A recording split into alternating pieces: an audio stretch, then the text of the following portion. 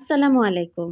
আমাদের ক্ষুধা নিবারণ পেজে গরু মাংসের আলাদা একটা রেসিপি আছে অলরেডি। তবে আমরা আজকে আবার নতুন করে আরেকটা রেসিপি শেয়ার করছি।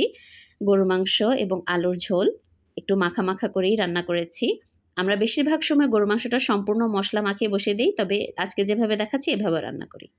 প্রথমে ১ কাপ পরিমাণ সরিষার তেল দিয়ে সেখানে ৪ টা শুকনো মরিচ, ২ টো তেজপাতা এবং ১ টুকরো দারচিনি দিয়ে আমি ১.৫ কাপ পরিমাণ পেঁয়াজ ভাজা শুরু করে দিব। এখানে ৫ টেবিল চামচ পরিমাণ আদা বাটা, ৪ টেবিল চামচ পরিমাণ রসুন বাটা এবং একটা টমেটো পিউরি দিয়ে দিয়েছি। এই টমেটোটা সিজনের টমেটো। আমি যখন সিজনে টমেটো থাকে তখন এটাকে পিউরি করে ডিপ ফ্রিজে সংরক্ষণ করে রাখি। পরিমাণ মতো লবণ দিয়ে দিচ্ছি। সরিষার তেলটা ব্যবহার করেছি কেননা গরু মাংসের সাথে সরিষার তেলের মিশ্রণটা অসাধারণ হয়।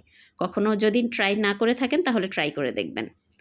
এখানে আমি হলুদ দিয়েছি ১.৫ টেবিল চামচ পরিমাণ এবং ২ চা চামচ করে ৪ চা চামচ পরিমাণ জিরা দিয়েছি। আমার গরুর মাংস এখানে ২ কেজি, তাই প্রতি কেজিতে আমি ২ চা চামচ করে জিরা গুঁড়া দেই। এবার দিয়ে দিয়েছি শুকনো মরিচ গুঁড়া এবং সামান্য একটু পাপরিকা গুঁড়া। এরপর দিয়েছি ২ চা চামচ পরিমাণ গরম মশলা এবং সামান্য পরিমাণ জায়ফল জয়ত্রী।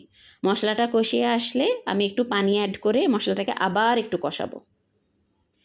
যখন মশলাটা ফুটে আসবে তারপর আমি এখানে কাঁচামরিচটা অ্যাড করব। গরু মাংস আপনারা কেমন খেতে পছন্দ করেন সেই অনুযায়ী ঝাল দিবেন, তবে আমরা গরু মাংসটা একটু ঝাল ঝাল খেতে পছন্দ করি।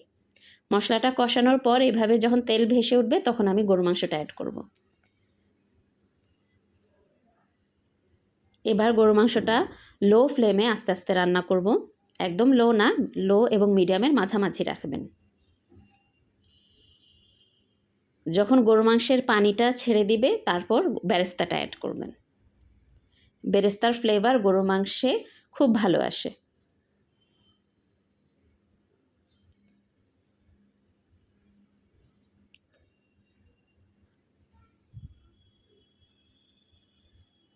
কিছুক্ষণ পরপর চেক করে দেখবেন মাংসটা সিদ্ধ হচ্ছে কি না। সিদ্ধ না হলে গরম পানি দিবেন যখন পানি শুকিয়ে যাবে। মাংসে কখনোই ঠান্ডা পানি দিবেন না।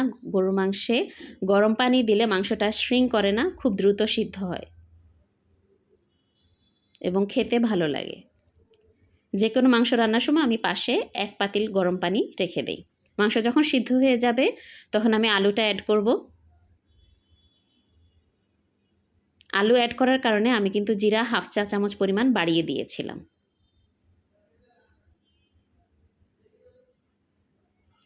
ঝোলটা যখন মাখা মাখা হবে সে পর্যন্ত আমি অপেক্ষা করব।